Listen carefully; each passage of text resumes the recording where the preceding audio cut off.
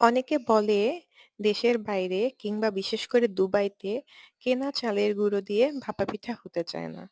আমি নিজেও বেশ কয়েকবার ট্রাই করেছি। আসলেই ভাপা পিঠা সুন্দর হয় না। দেখা যায় যে পিঠা বানানোর পরে সেই পিঠাটা আ হাঁড়ি থেকে নামানোর পরে ভেঙে যায়। তো কয়েকবার ট্রাই করার পরে এবার হচ্ছে লাস্ট টাইম আমি অনেক পড়াশোনা করে পিঠা বানানোর ট্রাই করলাম। দেন এবার আমার পিঠাটা আলহামদুলিল্লাহ অনেক সুন্দর হইছে।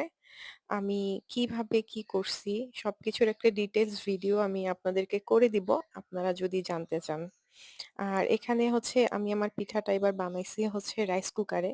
সো আপনি কিভাবে রাইস কুকারে কিংবা যেকোনো হাঁড়িতে ভাপা পিঠার এক্সট্রা আলাদা কোনো হাঁড়ি লাগবে না বা কোনো কিছু লাগবে না। জাস্ট কেনা চালের গুঁড়া দিয়ে কিভাবে আমরা সুন্দর একটা ভাপা পিঠা রাইস কুকারে বানাবো ওইটাই যদি আপনারা জানতে চান তাহলে আমাকে একটা কমেন্ট করেন।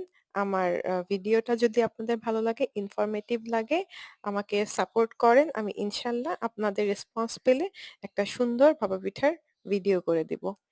আর এখানে এই যে আমার ভাপা পিঠা হয়ে গেছে দেখেন। আ খুবই সুন্দর ভাপা পিঠা হয়েছে। আর একদম ফ্রেশ গরম, গরম। আর এটা শুধু শীতে না যখন তখন খেতে পারবেন। Bye, by.